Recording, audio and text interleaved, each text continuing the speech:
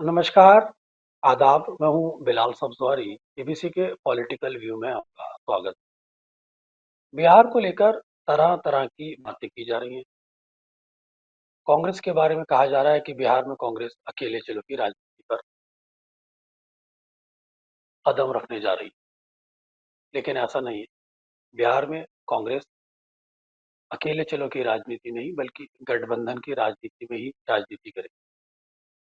लेकिन बिहार की राजनीति में जो कांग्रेस के थिंकर्स हैं, जो कांग्रेस का विचार है, जो कांग्रेस की सोच है, उसमें थोड़ा बदलाव ज़रूर है। बिहार में कांग्रेस ना तो आरजेडी के विरुद्ध जाना चाहती। बिहार में कांग्रेस सिर्फ और सिर्फ नीतीश बाबू की जमीन पर नजरें गड़ा के आगे बढ़ना चाहती। नीतीश बाबू की जो राजनीति है वो अति पिछड़ों की राजनीति है। बिहार के अंदर कांग्रेस को ये महसूस हो गया है कि जिस तरह से नीतीश बाबू से अल्पसंख्यक वोट वक्फ बिल के चलते छिटक रहा है, वहीं भारतीय जनता पार्टी के दबाव में उन्हें साफ महसूस किया जा सकता है, जिसके चलते बिहार का जो अति पिछड़ा वोट है वो भी नीतीश बाबू से कहीं न कहीं नाराज़ नज़र आ रहा है। ये बात ठीक है कि कांग्रेस के साथ बिहार के अंदर कुछ हद तक अल्पसंख्यक ज़रूर जुड़ता है, लेकिन सिर्फ उन सीटों पर जहाँ पर उसको एक कांग्रेस के पक्ष में जीत का गठबंधन नज़र आता है। अधिकतर स्तर पर अगर आप देखें तो अल्पसंख्यक वोट या तो आरजेडी के साथ नज़र आता है या फिर नीतीश बाबू के साथ बहुत हद तक 10% वो भी वहाँ पर उनके साथ भी डाला जाता है।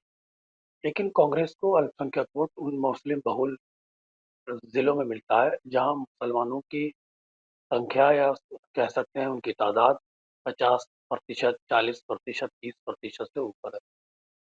लेकिन अब कांग्रेस जिस तरह से दिल्ली के अंदर उन्होंने केजरीवाल के सामने अकेले लड़ा, उसके बाद पूरे देश के अंदर एक चर्चा का विषय बना हुआ कि कांग्रेस बिहार में भी और पश्चिम बंगाल में भी एकलो चलो की राजनीति कर सकती है।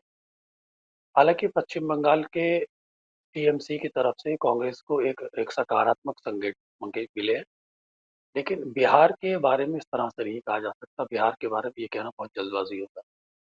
पिछले दिनों जिस तरह से कांग्रेस पार्टी निरंतर अपने यहाँ नेताओं का स्वागत कर रही है, उसमें चाहे अली अनवर हो, चाहे उसमें पप्पू यादव हो, चाहे नए नए कुछ लोग जुड़ने के लिए कांग्रेस के तरफ या उन पर डोरे डालने की कोशिश की जा रही है, जिसमें पशुपति पारस भी शामिल है।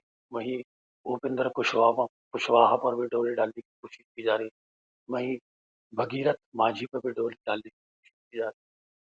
वहीं ऐसे अन्य नेता हैं जिनके चलते कांग्रेस अपना अति पिछड़े वोट बैंक में इजाफा करना चाहती है। यही वजह है कि कांग्रेस के अंदर ये सिलसिला शुरू हो गया खबरों का कि मोहन प्रकाश जी जो एक बड़े कद्दावर नेता रहे हैं कांग्रेस पार्टी के और जो जनरल सेक्रेटरी इंचार्ज थे, उनको हटाकर जिस तरह से कृष्ण अल्लावरू को लाया गया है, जो काफ़ी समय से वहाँ पर काम कर रहे थे। वो बेसिकली कर्नाटक से आते हैं और अति पिछड़ी जाति की राजनीति के पक्षधर रहे। जिसके बाद से एक नज़रें ये भी लगाई जा रही हैं, जिसके बाद से एक चर्चा ये भी है कि क्या अखिलेश सिंह को भी वहाँ पर हटाया जा सकता है? क्योंकि अखिलेश सिंह पर कुछ समय पहले अगर आप देखें तो तारिक अनवर या शकीलुज़्ज़मान अंसारी जैसे पिछड़े नेता जो है, कांग्रेस पार्टी के कद्दावर नेता हैं, बड़े नेता हैं, वो समय-समय पर ये कहते आए हैं कि अगर कांग्रेस को अति पिछड़ी जाति की राजनीति करनी है या अपने नैरेटिव के हिसाब से राजनीति करनी है या सामाजिक न्याय की राजनीति करनी है, तो कांग्रेस को पूरे संगठन में बदलाव की ज़रूरत है। और ये बदलाव वो इसलिए भी ज़रूरी है जब तक आप संगठनात्मक स्तर पर पिछड़ी जातियों के नेताओं को, अति पिछड़ी जातियों के नेताओं को पार्टी में शामिल नहीं कराएंगे, तब तक नीतीश के वोट बैंक पर जो आपकी नज़रें हैं या नीतीश की राजनीतिक ज़मीन पर जो आपकी नज़र है, उसका ख्वाब पूरा नहीं हो सकता। तो कुल मिलाकर एक तरह से ये कहा जा सकता है कि कांग्रेस खरामा-खरामा धीरे-धीरे नीतीश की का जो वोट बैंक है अति पिछड़ी जातियों का, ख़ास तौर से वो अति पिछड़ी जाति जो ओबीसी की 32 पिछड़ी जातियाँ हैं, अति पिछड़ी जातियाँ हैं, जिसमें से कुर्मी के बारे में तो नहीं कहा जा सकता क्योंकि कुर्मी से खुद नीतीश बाबू उसी समाज से आते हैं। लेकिन कुर्मी समाज को छोड़कर, यादव समाज को छोड़कर जितनी अन्य पिछड़ी जातियाँ हैं, वो अगर कांग्रेस उन पर उनके नेताओं को अपने संपर्क में लाती है, उन नेताओं को पार्टी ज्वाइन कराती है, या उन नेताओं को पार्टी के बड़े पदों पर लाकर बिठाने की कोशिश करती है या बिठाती है, तो उससे कांग्रेस का एक जनाधार मजबूत होगा। जो आगामी समय में बिहार का जो चुनाव है, तो उसे कांग्रेस अति पिछड़ी मुस्लिम और अपर कास्ट की पॉलिटिकल कॉम्बिनेशन से लड़ना चाहती है। लेकिन जहाँ तक अपर कास्ट का ताल्लुक है, तो उसके साथ थोड़ा बहुत ये कह सकते हैं कि एक ब्राह्मण वोट तो थोड़ा बहुत जरूर कांग्रेस को मिल जाता है, लेकिन अपर कास्ट पूरे हिंदुस्तान में 90% तक तो भारतीय जनता पार्टी में जाती है। जो लिबरल अपर कास्ट है, खासतौर से ब्राह्मणों के अंदर आज भी एक अपर कास्ट के ब्राह्मण अपर कास्ट में एक वो फीलिंग है कि वो आज भी कांग्रेस की तरफ एक अपना सॉफ्ट रोक रखती है। लेकिन लेकिन वहीं अगर पंजाबी बिरादरी की बात करें, या फिर ठाकुर बिरादरी की बात करें, या फिर बनिया बिरादरी की बात करें, या फिर अन्य अन्य बिरादरी अपर कास्ट बिरादरी की बात करें, जिसमें भूमियार खास तौर से शामिल है, ये सभी जातियां तो भारतीय जनता पार्टी से जुड़ी हुई। कांग्रेस समय समय पर इसमें स्पेस बनाने की कोशिश भी कर रही थी, लेकिन उसमें अभी तक कोई सफलता प्राप्त नहीं हुई। कांग्रेस अब बेसिकली जिन परिस्थितियों से नीतीश गुजर रहे हैं, जिन परिस्थितियों से नीतीश सामना कर रहे हैं, जिन परिस्थितियों का दबाव नीतीश पर है, जिसका साफ देखा भी जा सकता है, उन परिस्थितियों को फायदा उठाना चाहती है, जिसके चलते आप देख रहे होंगे कि राहुल गांधी निरंतर दो तो दौरे कर ही चुके हैं। आने वाले समय में भी अब मल्लिकार्जुन खड़गे के बाद बिहार का प्रोग्राम लगा हुआ है। वहीं आने वाले समय में मल्लिकार्जुन खड़गे जब बिहार की विजिट पे होंगे, तो कुछ अति पिछड़ी जातियों के नेता भी हो सकता है कांग्रेस पार्टी का दामन थाम लें। अभी तक इसके बारे में कोई स्पष्ट रूप से तो नहीं कहा जा सकता, लेकिन कुछ संकेत ऐसे ही मिल रहे हैं। बिहार के एक और फायर ब्रांड नेता कन्हैया कुमार भी निरंतर यहाँ पर दिल्ली के अंदर काफी काफी छाए रहते हैं। एक उनकी एक सोशलिस्ट अप्रोच है। वो भी बिहार के अंदर समय समय पर कांग्रेस पार्टी के लिए एक युवा संगठन में काम करके उनको प्रेरित करते रहते हैं, आकर्षित करते रहते हैं। लेकिन मूल मुद्दा ये है कि कांग्रेस काफी समय से जो बिहार के अंदर अपना स्पेस नहीं बना पाई है, वो किस रास्ते चले। या तो वो एकला चलो की राजनीति करेगी, तो एकला चलो की राजनीति में तो कांग्रेस के पास कोई स्पेस नहीं है। और अगर एकला चलो की राजनीति करना भी चाहती है, तो उसे सबसे पहले उसे अपने ही घटक दल, जो उनका पारंपरिक घटक दल है आरजेडी, उससे टकराना होगा। लेकिन ऐसी परिस्थितियां कांग्रेस के सामने नहीं है कि वो आरजेडी से टकरा जाए। राहुल गांधी भी इसके पक्षधर नहीं। हाँ, राहुल गांधी ये चाहते हैं कि नीतीश बाबू से जो छिटकता हुआ वोट है, चाहे उसमें थोड़ा बहुत अल्पसंख्यक है, चाहे उसमें अति पिछड़ा वोट है, जो जो सामाजिक न्याय की पृष्ठभूमि से खड़ा है। हालांकि नीतीश बाबू के बारे में ये कहना बहुत आसान नहीं है कि बहुत जल्दी उनसे वोट बैंक छिटक जाएगा। लेकिन भारतीय जनता पार्टी की जो एक आक्रामक शैली है, भारतीय जनता पार्टी की जो एक एक शैली, जिस शैली में वो राजनीति कर रही है नीतीश बाबू के घटक दल होने के नाते, वो कहीं ना कहीं नीतीश बाबू को असहज करती हुई दिखाई देती है, जिसके चलते ये माना जा सकता है कि नीतीश बाबू आने वाले समय में उनको लेकर काफ़ी अटकलें लगाई जा रही थी। नीतीश बाबू भारतीय जनता पार्टी का साथ छोड़ सकते हैं, नीतीश बाबू इंडिया घटक दलों के साथ आ सकते हैं, नीतीश बाबू आरजेडी के साथ आ सकते हैं। लेकिन अभी ऐसा कुछ देखने को नहीं मिला। नीतीश बाबू को जिस तरह से एक दबाव में भारतीय जनता पार्टी ने ले रखा, या कहिए कि जिस तरह से उन पर शिकंजा कस रखा है, और जिस तरह से बजट के माध्यम से बिहार के अंदर नए-नए प्रोजेक्ट देने की बात की गई, बिहार के अंदर बड़े-बड़े प्रोजेक्ट देने की बात की। उसके बाद से भी तो बिल्कुल ऐसा ही लगता है कि नीतीश बाबू को फिलहाल इंडिया गठबंधन या भारतीय जनता पार्टी को छोड़ना आसान नहीं है। ये बात ठीक है, वक़्त बिल को लेकर नीतीश बाबू को दबाव ज़रूर था। ये दबाव सिर्फ नीतीश बाबू पे नहीं, बल्कि चंद्रबाबू नायडू पे भी रहा है। लेकिन अभी तक उनकी तरफ से ऐसे कोई संकेत नहीं मिले। उनके जो नेता जो जेडीयू से भारतीय जनता पार्टी की सरकार में शामिल है, उन्होंने भी वक्फ बिल पर समर्थन करके बताने की कोशिश की कि नीतीश बाबू टेक्निकल रूप से या फिलहाल ऐसा कोई संकेत नहीं देना चाहते कि वो वक्फ बिल पर अल्पसंख्यक समुदाय के साथ खड़ा हों, या ऐसा कोई परसेप्शन क्रिएट करें। हालांकि नीतीश बाबू बहुत ही सॉफ्ट एंड बहुत ही संयम से राजनीति करते हैं। उनके हाव-भाव जो बताते हैं, उनका जो चेहरा बताता है, उससे आप रीड ही नहीं कर सकते। वो डबल मीनिंग की बात करते हैं। लेकिन सवाल ये होता है कि क्या कांग्रेस पार्टी उस नीतीश बाबू का वोट बैंक कैसे हासिल कर पाएगी? नीतीश बाबू के वोट बैंक को किस तरह से प्राप्त कर पाएगी? उसके बहुत सारे कुछ कारण बताए जा रहे हैं। एक तो नीतीश बाबू का एक एज हो गया है।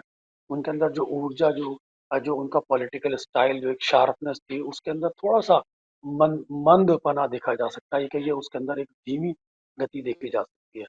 साथ ही साथ जिस तरह से भारतीय जनता पार्टी ने पिछले दिनों कुछ एक ध्रुवीकरण और आक्रामक राजनीति करने की कोशिश की, समय रहते नीतीश बाबू ने उसे संभालने की ज़रूर कोशिश की, लेकिन ये बिहार की जनता में एक संदेश गया है कि नीतीश बाबू दबाव में ज़रूर। अगर नीतीश बाबू इंडिया गठबंधन में आते हैं तो लोग कहते हैं कि नीतीश बाबू की पार्टी टूट जाएगी।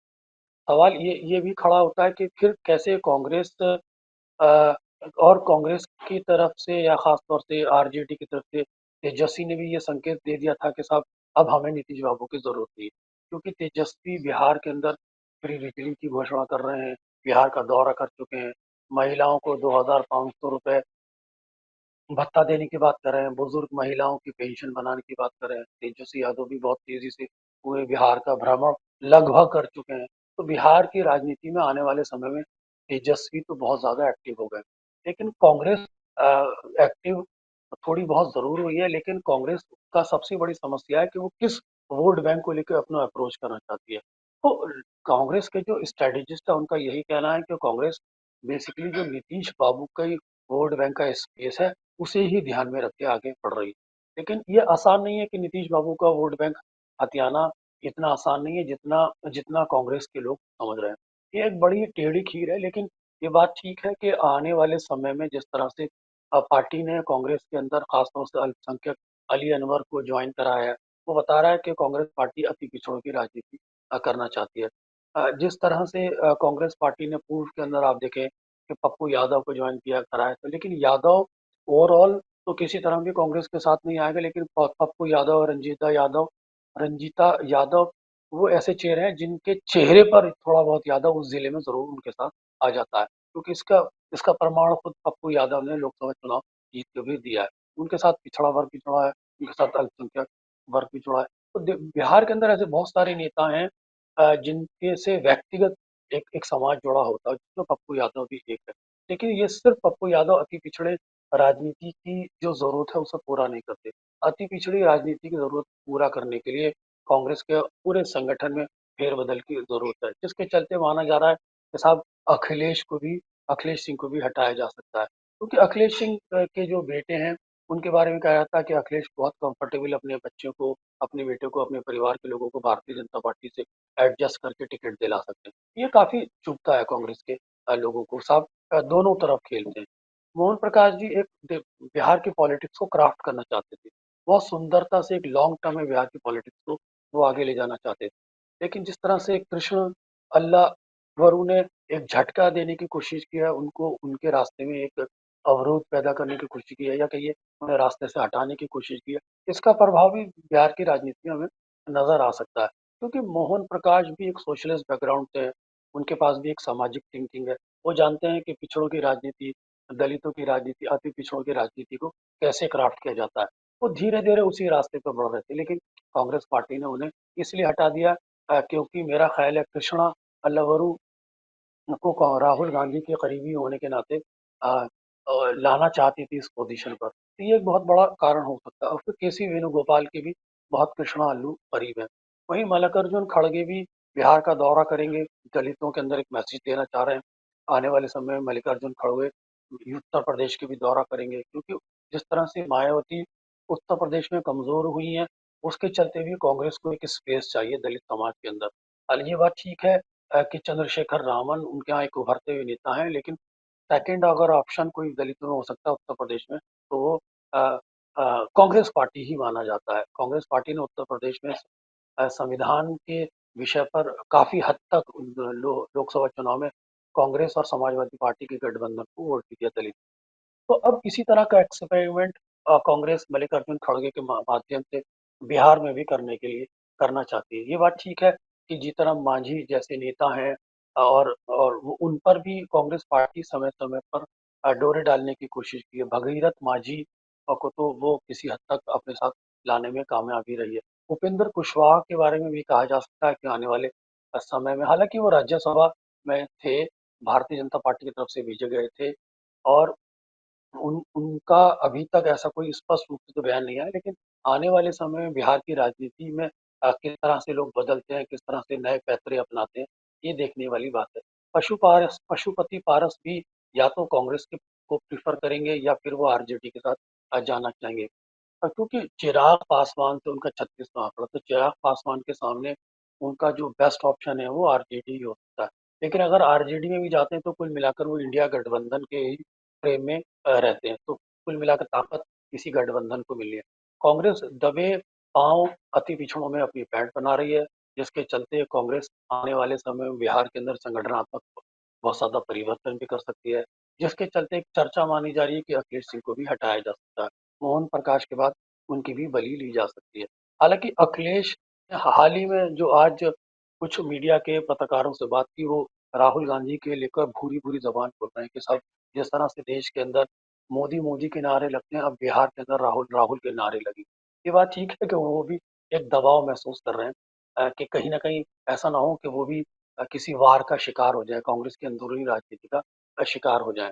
लेकिन अगर आप ओवरऑल देखें तो कांग्रेस के पास फिलहाल भारतीय जनता पार्टी का मुकाबला करने के लिए बिहार के अंदर सिर्फ अति पिछड़ी जातियों का ही एक सहारा है। मुस्लिम वोट के साथ पहले से ही काफी हद तक उसे मिलता है।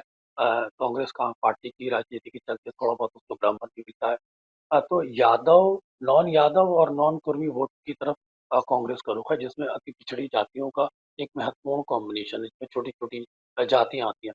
उन पर अगर कांग्रेस पार्टी फोकस करती है, उनके नेताओं को अपने ट्रैप में लेती है, जैसे संकेत मिल रहे हैं कांग्रेस के रणनीतिकारों की तरफ से, तो हो सकता है कांग्रेस नीतीश बाबू की राजनीतिक जमीन में एक पैड बनाने में कामयाब रहेगी और नीतीश बाबू का जो गिरता गिराफ है उसको हथियाने में कामयाब रहेगी। तो कांग्रेस की पॉलिटिक्स इस तरह से कुछ बिहार में जाती हुई नजर आ रही है। आने वाले समय में देखते हैं कि ये किस करवट अ, बैठती है या ऊँट किस करवट बैठता है। अभी तक तो हमने जो ट्रेस करने की कोशिश की है आपके सामने उसको रख दिया। आपने हमारी बात सुनी। एबीसी दर्शकों का मैं निरंतर धन्यवाद करना चाहूँगा कि वो एबीसी के चैनल को निरंतर सब्सक्राइब भी करते रहते हैं और अपने कमेंट बॉक्स हमें प्रदान भी कराते रहते हैं। धन्यवाद। एबीसी हिंदी न्यूज़ आज ही जुड़िए हर खबर के साथ।